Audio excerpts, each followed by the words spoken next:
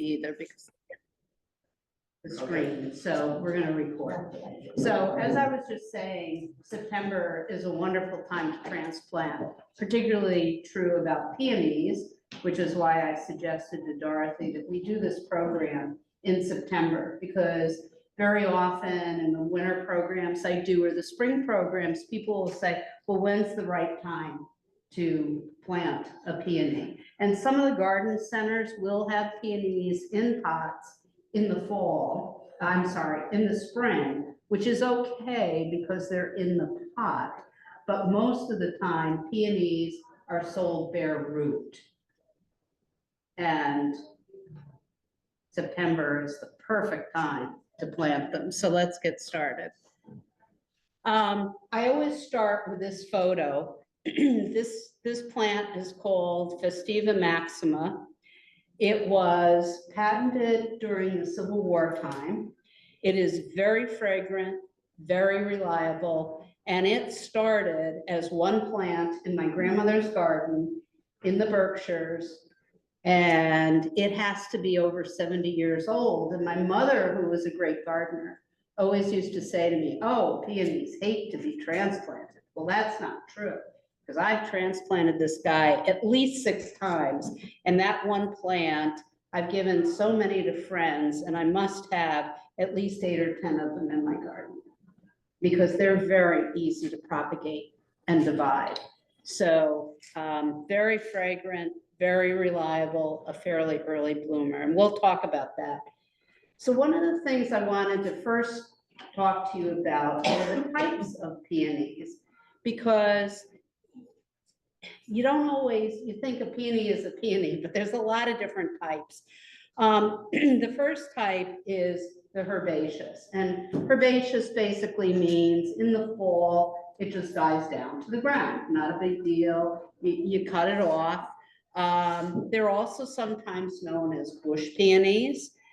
They come up in the mid to late March, and they're the most common type of peony you're going to find is the herbaceous. They need very little care. The plants are long lasting, and of the peonies that I'm going to show you, they're the easiest to grow, which is nice. The next type is Ito, and it's sometimes called intersectional. And this is a cross between a herbaceous and a tree peony. The last one I'll talk to you about is tree peony. And because it's a hybrid, it has wonderful, wonderful colors that you don't typically see in a peony. This one here, Bartzella, is yellow and is a very reliable bloomer. It does die to the ground in the fall, and it emerges about the same time or a little later than the herbaceous.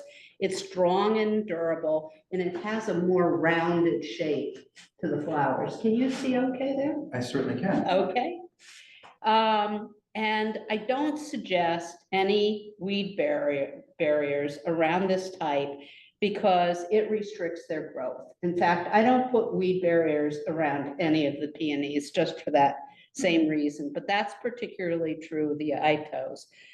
The third type are the tree peonies, and these are a wet, woody stem that defoliates in the fall, and you do not cut it back because it continues to get bigger and bigger and bigger. The blooms tend to be larger than the herbaceous and the Ito, and they can be as short as 20 inches or as tall as 8 feet. Now, in our climate, I've never seen any 8 feet, but I have seen one in another master gardener's garden that was about 6 feet and just covered with a mass of blooms. Once it's established, it doesn't like to be moved, and they can be hard to get started. And sometimes the blooms can be nipped by the frost because it's herbaceous, it puts out its blossoms because it's a tree peony, it puts out its blossoms a little earlier. So just like our fruit trees that sometimes can get nipped if we have a late frost, the same is true with tree peonies. Now, we also classify peonies by the type of the bloom. The other was what type of plant it was. Now I'm going to talk to you about the types of blooms. You have the single, which is a single row of broad petals surrounded by a mass of stamens and carpels in the center, and they're almost perfectly round. And these are found in the herbaceous. They're a very nice change in your garden if you don't have these, and a lot of these tend to be later bloomers. So after the rest of your peonies have finished, a lot of times these singles come out. The next is the semi-double, and it's just like the name says. There's a couple of rows, it's a layered look, it's herbaceous, and it's got more petals than the single, but not a huge amount. Thank you. The next is the Japanese, and they're not really from Japan, but they're grown there, and they have a layered look. But their claim to fame is this center is very, very big. The petals are small, but the claim to fame on this is the center. So that is the Japanese. And there are some of them. I love the one that says Madam Butterfly. I haven't been able to find that one. Then you have the full double. These are the ones that you see most often in your garden. There's several layers of petals and you don't really see the center. The other parts of the flowers, the carpels and stamens, develop into petals, and again, they're herbaceous. And these are the ones that I think we most commonly think of as peonies and are most often found in the garden. The next one, and this is a funny name, it's called the bomb, and it sort of looks like a bomb. It has no crown. The carpels and stamens, again, have developed into petals. It looks a little bit like a double, but it's more globe in shape. And again, this is a herbaceous. And again, kind of the center of the flower is the real star there, as opposed to the all over petals. So here are just a few more of the varieties that we very often see. And C.L. Fenari, who has the Saturday morning garden show and is called the Garden Lady, she has two favorites. And one is Raspberry Sundae, which I can see why they call it that. And then the other one is Pink Parfait. And they're both very easy to grow. And they both have a scent, which is nice, because some of the newer ones, the scent has been bred out of them, just like with roses. So let's talk a little bit about where to plant them and what to do with them. Peonies grow in zone 3 to 8, and we're well within that. Usually the mature height is 2 to 3 feet, unless they're tree peonies, that is a variety that grows taller. They bloom early to mid-June. If we've had a really warm spring, I've sometimes seen them bloom around Memorial Day. Their flowers range in size from 3 to 8 inches. We talked about the 3 types. And then where do you plant them? They do want almost all full sun. They want 6+ hours of sun. Southwest or east exposure. If it's north, you need to make sure they're going to get lots of sun. And they have average water needs, and they don't like to be waterlogged, which is really pretty easy on Cape Cod since we have so much sand.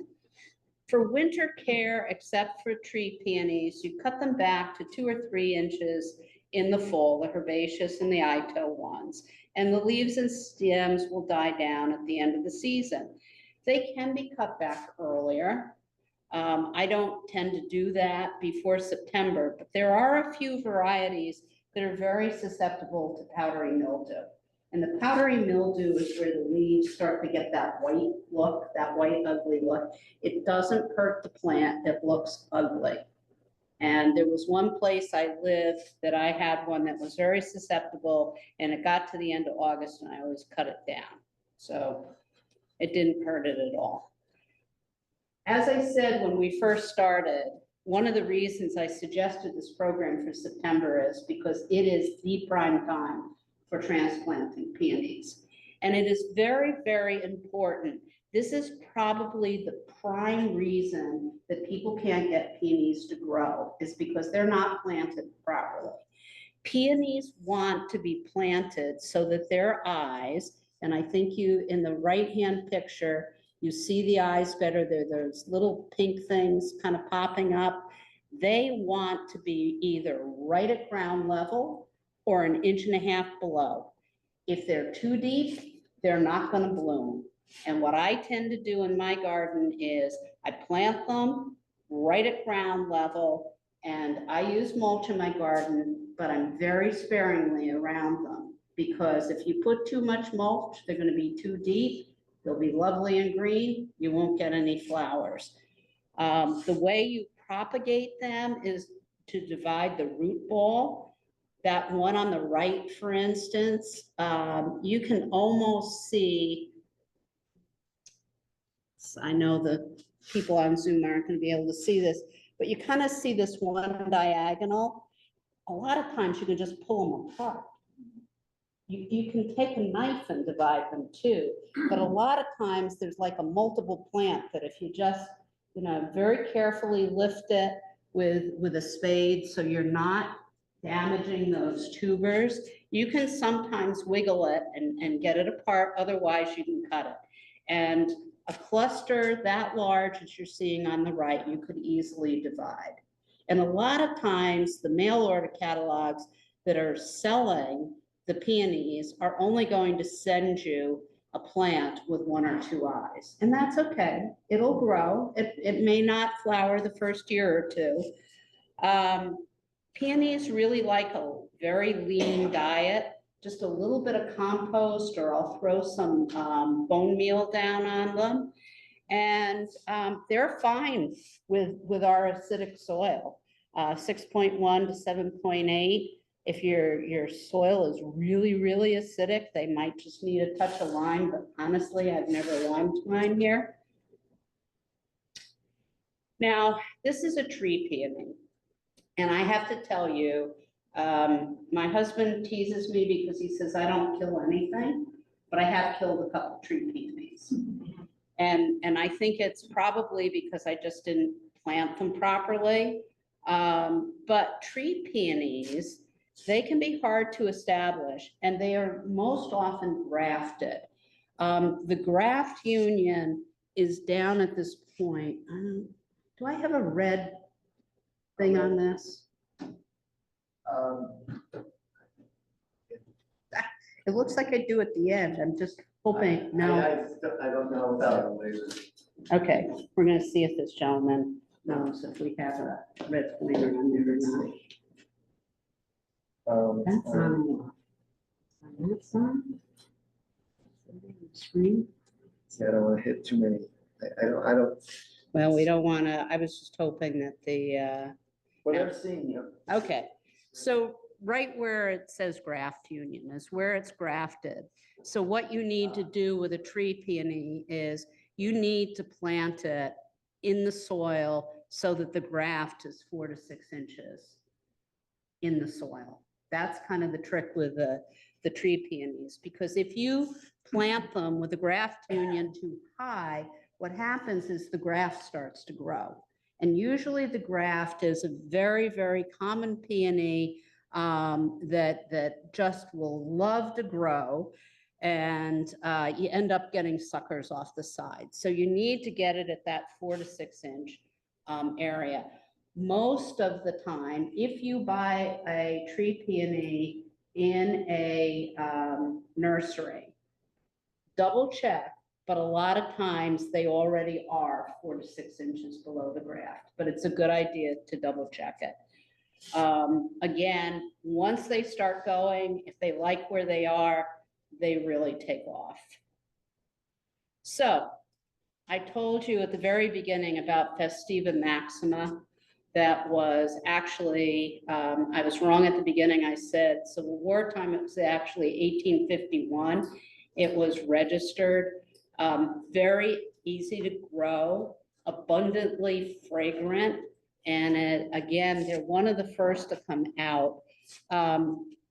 This is the last house I had. I love putting the peonies with irises because they bloom about the same time. So you can do a very nice bed. Those Festiva Maximas, there's one there that's about to pop, but they're just about ready to pop. And again, that's the other side of the garden. You can see a lot of the irises and the peonies are just about ready. Now, I said September is the best time to transplant them. However, when I moved into my new house that we built, it's right by Carol's Aglio, I didn't have any choice, but I had to move them in early May. And I put them in, and you know what? They did great. They even bloomed that year. I thought, I'm never gonna get any blooms. And the Ito especially, which is this one on the far left, it didn't care at all. And I looked through my garden pictures. I didn't have any pictures of what it looks like now, but it sure doesn't look like that anymore. So I'm going to show some pictures for the hydrangea tour, but does anybody have any questions on peonies? So how do you know if the peonies is gone? I mean, the top of mine, sometimes I see the little red eyes poking up in spring, and then sometimes it's like a piece of wood with holes in it. Does that mean it's gone? The piece of wood with holes in it is generally where you cut off last year. And that's what you're seeing from last year. That's when in the fall you cut it down pretty much to the ground. That's what you're seeing with the holes in it. And let me see if I can go back a couple pictures, because I think there's actually, I was noticing that in one of the transplant pictures. Okay, see up here, those three at the top on that left picture, that's last year's growth that has been cut off. And that's fine, that'll be what it will look like. But you should be in the spring seeing some buds that look like that. Now, if you don't, it may be planted a little too deep and you may have to scrape a little of the soil away from it or mulch if you've been mulching it. Can you kind of dig it up? You can. A lot of times if people are not getting blooms, what I say is get to September, very carefully. I usually take a pitchfork and I try to go as far below the plant as I can and gently lift it up. Refresh your soil some with some good compost, replant it. Yeah, it's probably too deep. 9 times out of 10, if you're getting green and you're not getting flowers, it's either too shady or it's too deep. And over time, you know, if you're mulching your garden, which I always suggest to keep your moisture in, it's a weed barrier, it may just have gotten too deep. Other questions? Go ahead. The house I bought has the peonies that are in the shade. Yeah. They bloom maybe one peony, and that's it. Is it worth digging that up and transplanting it? Yeah, it would be. If you have a sunny location, it's struggling if it's only getting one bloom. Yeah. So again, I take a pitchfork, I try to raise it, and I try to move it to a sunnier location. Sometimes the year after you transplant, you don't get a lot of blooms, but I'll bet the year later, you'll probably get a lot more blooms. So it's probably worth it to do it.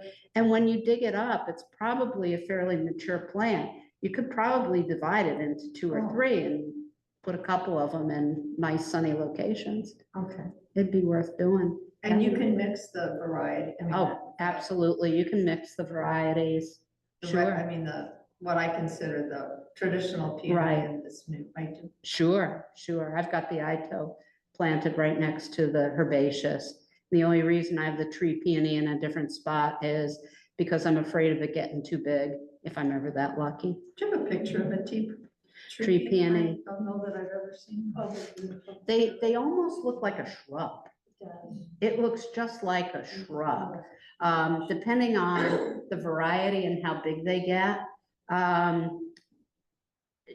Do you know what a camellia looks Oh, like? yeah. Okay, it sort of looks like a camellia, but the leaves are not as waxy, Okay. but it's got that kind of shrub, if it likes where it's at, it's got kind of that shrubby size Huh. to it. The lady in green. I was given one a couple of years ago, and it hasn't moved. But I know it's not in the sunny spot, that I know now, but I was afraid, I gave it some lime. I was told it needed lime, but I was afraid that if I mulched it, it would, that all the mulches are kind of acidic. Yeah, they are. Your mulches in general, because most of them have, they're either decomposed leaves or tree bark or whatever. They're usually pretty acidic.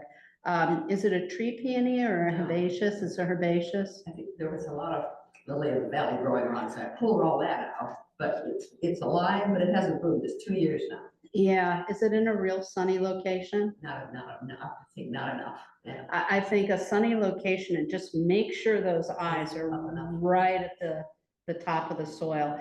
You know, we're really lucky that we don't get those extreme colds in the winter that would damage those little eyes. So you can really put them ground level. And those tuberous roots will just be a little bit below the ground. Other questions? Sure. The ants love my peonies.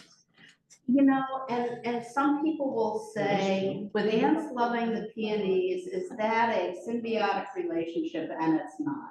There is a lot of sugar in the blooms of peonies and most any plants. And the peonies are one of the first to bloom except for our bulbs.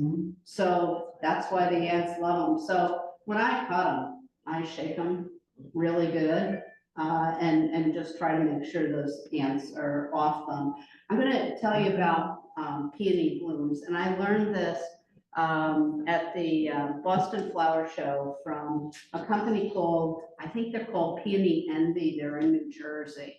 They're one of the biggest sellers of peonies, and they only ship in September, although they do bring some bare root to shows, which is a problem because it's the middle of winter. What are you gonna do with it? But they were saying they make more money by selling peony flowers than they do peony plants. And the reason is this. They say you cut a peony just when the color is starting to show, just when that bud is showing the first color. And you cut it and you put it in your refrigerator in a plastic bag, so it has a little humidity. When you take it out and you put it in water, it's gonna bloom. And they said they've got like a whole wall of refrigerators, and that's what they do with their blooms. And they said they make more money to the floral trade on selling peony blossoms, because you think about it, how does a bride get a peony in their bouquet in the middle of winter? Well, that's how they do it. And I've always wanted to experiment with that, but the peonies are gone by before I remember it. And I don't have that much room in my refrigerator to try it either. But that's what they say. So, you know, if you had company coming, and you just wanted to keep them, say, for a couple of weeks, again, you could cut it just as it starts to put it in a plastic bag that's got a little moisture, put it in your refrigerator, and you probably can eat from. Yes. So it's okay this time of year to order them? Yes, Oh, yes. okay. Now is the prime time to That's order them. okay. So, but you're gonna be lucky because you're gonna have one you can probably divide and propagate. But now is the perfect time Okay. to order them, which is why I wanted to do the program now, Yeah. because this is the perfect time. And it's when the peony sellers are at their peak. Peony Envy will sell them through the year, but they don't ship them till September. Oh. So it's the prime time. Other questions? Go ahead, Carol. Yeah, this is about the bloom. I have 3 beautiful peonies and they're very faithful and they always bloom and the leaves stay green until I decide I'm gonna cut them back in September. But the blossom is so delicate and the petals start to fall off. Yeah. And I'm like, I wonder why. Maybe it's the variety. I honestly don't know what the variety is. I know it's not a Fenari favorite. But I'm thinking that maybe some of them which have a tighter bloom in the center and the petals are not so Spread out. spread out, maybe that would. My singles don't seem to last as Mhm. long as the doubles. But I will say, just like irises, peony blossoms don't have an enormously long Right, life. yeah. I try to, when I cut them, I try to cut them when they're fairly tight buds. So I enjoy them. The other thing with peonies that we have to put up with is a lot of times the blossoms are so heavy, they fall over a lot. Well, we deal with that. Yeah, That part we yeah, put we break put a- around, Yeah, around them, you can put some sort of around them. I always think I'm smart. In the spring, I have these rings that have like dividers in them. And I start to see the peonies come up and I'm real proud of myself. I go out, I drop those, guess what, I forget about it. So the fall, I cut them, they're still on the ground because I forgot to raise them.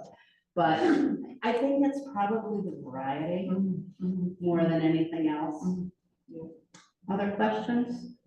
Is there a variety that is long-lasting blooms? The doubles in general are the longest lasting that we showed towards the beginning, the real full doubles. But I'm not aware of one variety in particular that lasts longer. There, like I said, you're probably a week, 10 days when they start to blossom before they're gonna kind of. The Ito isn't more, No, it's not, the Ito is not particularly longer in blooms than the herbaceous or the tree. They tend to, in my garden, be one of the first ones that bloom, which is nice. And they have a long bloom period, like my Festiva Maxima, they're all out at the same time virtually.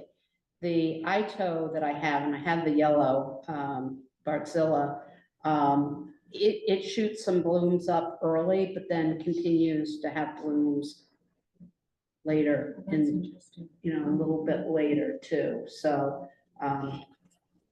I have one of those, but I have only had, it's been on the ground maybe 2-3 years. It doesn't have many blooms. It didn't have any the first year. the Itos tend to be a bigger blossom, but not as many blossoms. Like one of those Festiva Maxima, I can have 20, 25 blossoms on a mature plant. The Itos, which now at the house I'm at now, have been in the ground 6 years, I might have 5 blooms, Oh, okay. but they're big blooms. So, it's a trade-off. You got, and plus the color. You get these wonderful colors in the Itos sometimes that you just don't get in the other varieties. So everything's a trade-off. Any other questions? Did any questions come in on chat and Zoom? No, Okay. they can speak, and they will if they need to. If you have a question, if you're watching on Zoom, go ahead and shout it out. Otherwise, I'm going to show you a couple of hydrangea tour pictures. Let me just go through these as quickly as I can. Okay. Whoops. No, I thought I had hydrangea tour picture. Oh, What happened? no, I just, yeah, this, I thought I had pictures down at the end on you're that. fine, let me just go, wait, if I may. Oh, go ahead. I'm sorry. Go from the current slide. And now just progress yourself to, are you looking for a different file or is it in the presentation? No, I thought it was at the end of the presentation. Okay, so But let me it's just try. not. Let's go to the end. Let's see this then, Maybe it didn't. 2.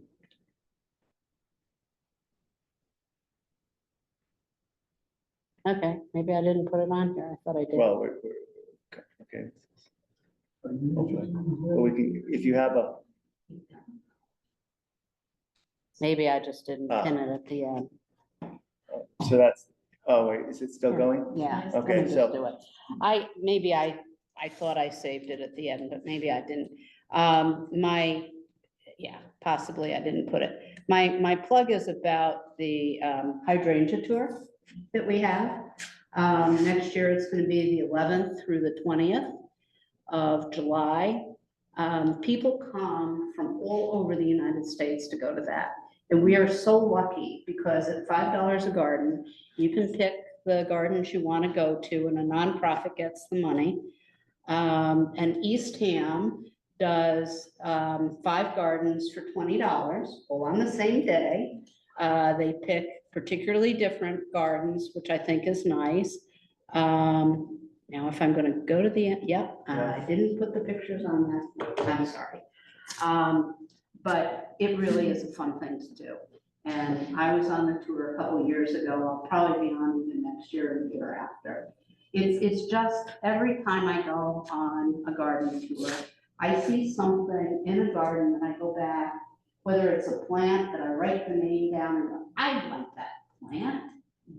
Carol, who's a master gardener too, she and I were docents in a garden where he had a lot of native plants. And I want one of those halo hydrangeas in my garden. What did you call it?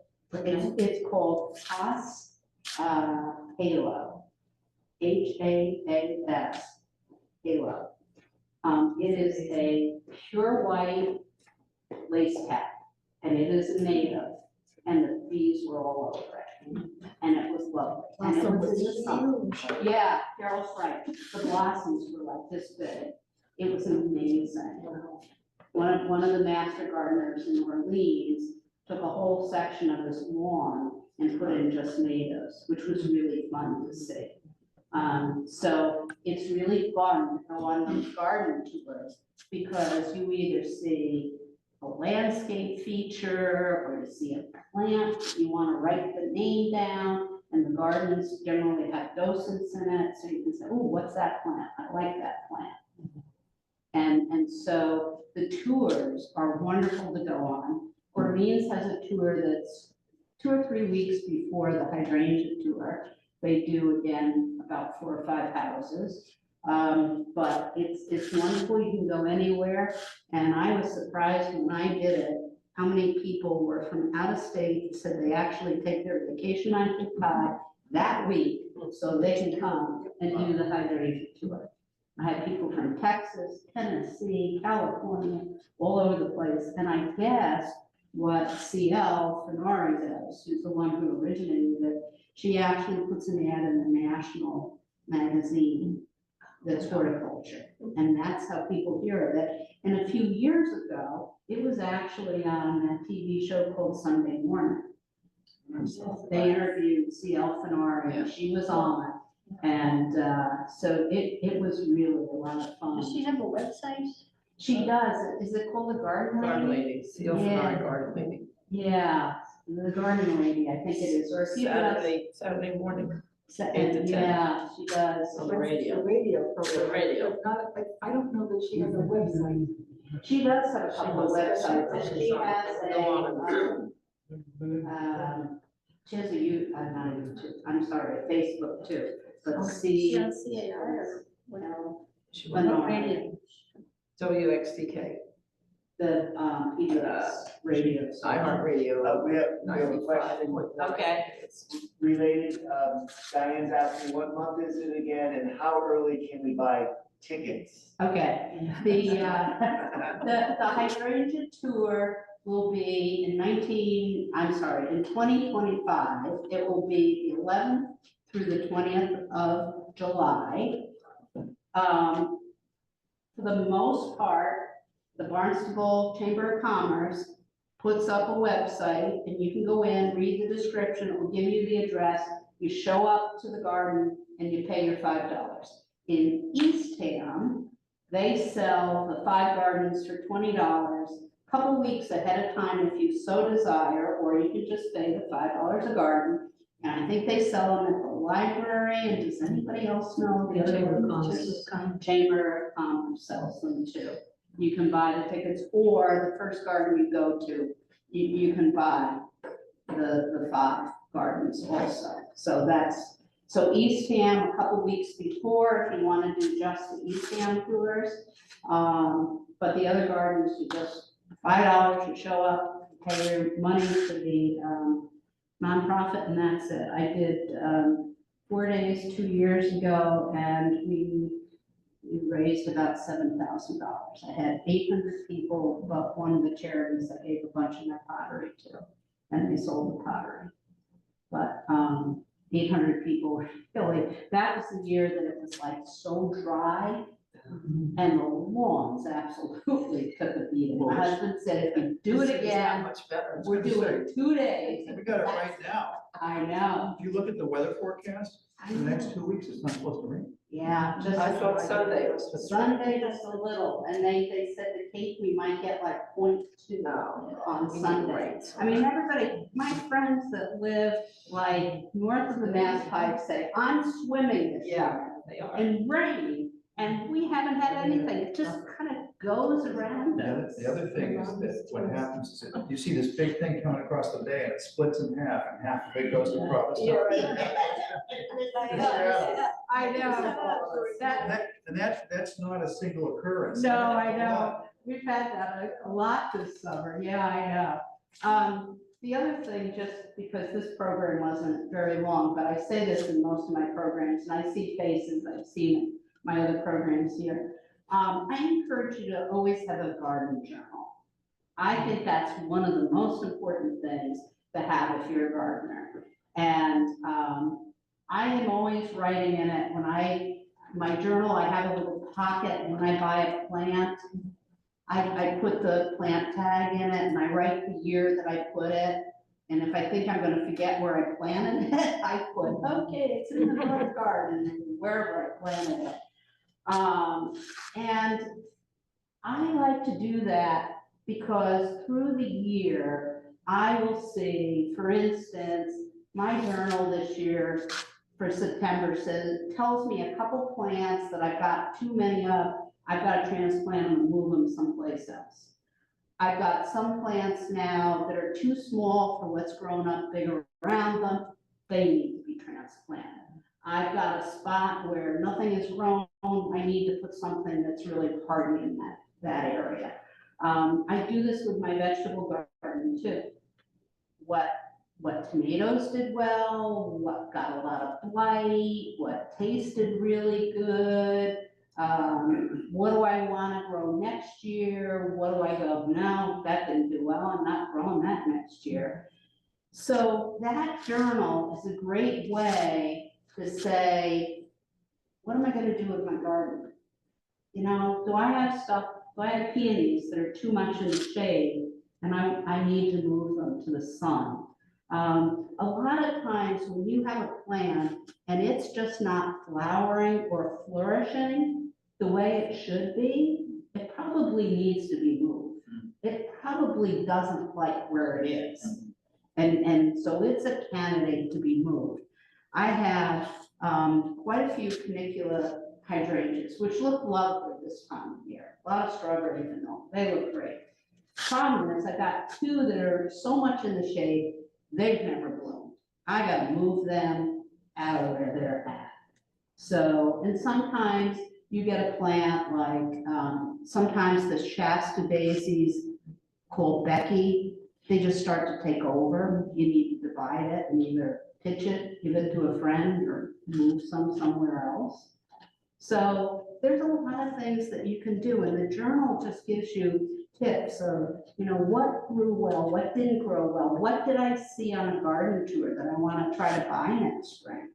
That's something else that I come home and I write things down. Oh, next year I want to buy such and such. Next year I want to go to that great place that sells the natives. It's up near Worcester. So I'm going to take a field trip up there. But, so that's it. Anybody else have anything, any general garden questions you want to ask? Remember that if you love garlic, your time to plant your garlic is going to be October. mid-October to the beginning of November. And don't plant your garlic that you buy from the store because it's been treated with a growth inhibitor. You know, go to a farmer's market and buy some from the farmer's market that hasn't been treated, but garlic's one of the easiest things to grow. I've been growing German white for 20 years. I We know. had a whole bunch of different varieties, but that's the one. That's the one. And I have a, what's the one that has kind of taken over? I have a German white, but I have a red too, that, again, it's kind of taken over. And then they're heavy feeders, and so what I realized, I got raised beds, if I refresh the soil every couple of years and fertilize them, I got nice ones. Very good. The, my dentist is Dr. Chung over in Orleans, and he's the garlic man. You go to the Orleans, farmer's market on Saturday morning, he's the garlic man. And, he said to me, my tip for the best garlic is when I plant them, I fertilize them with half blood meal and half bone meal.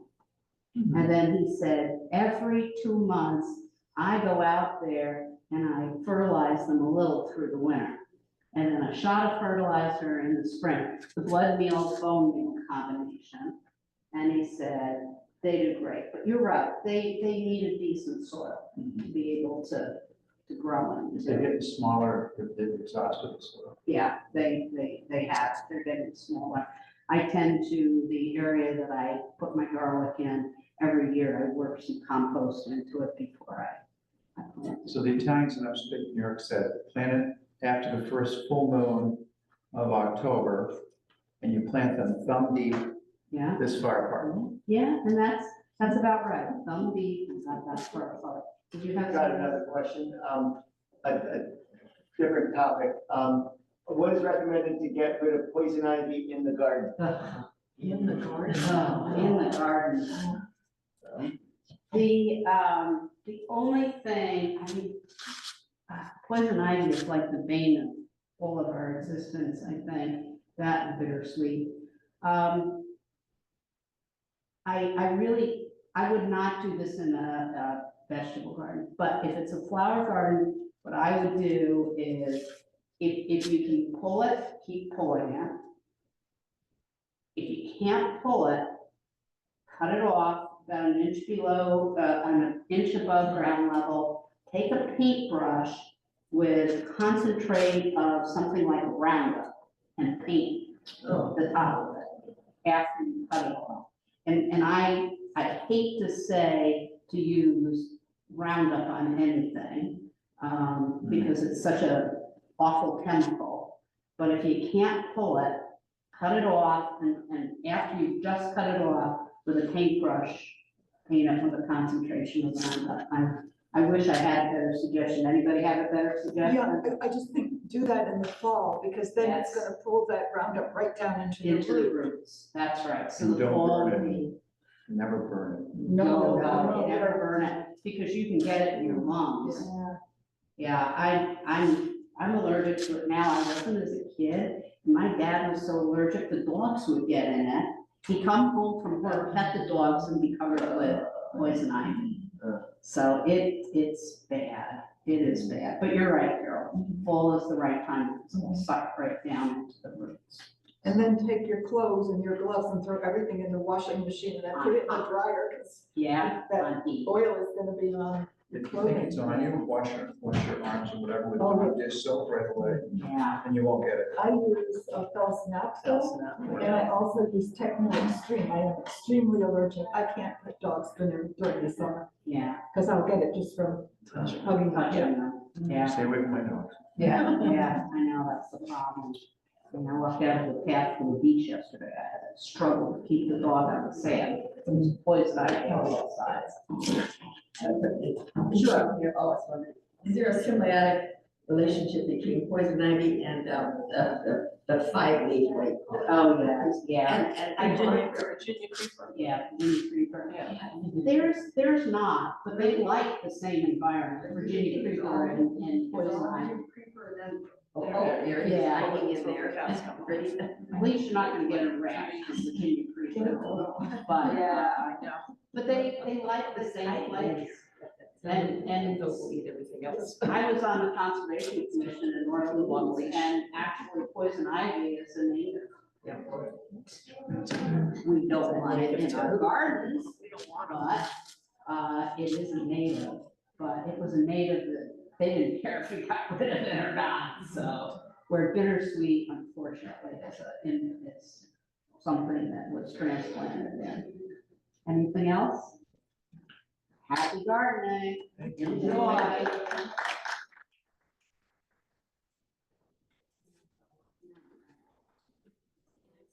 Yeah, that's right. I know, I have more coming up. Oh, I came to one of these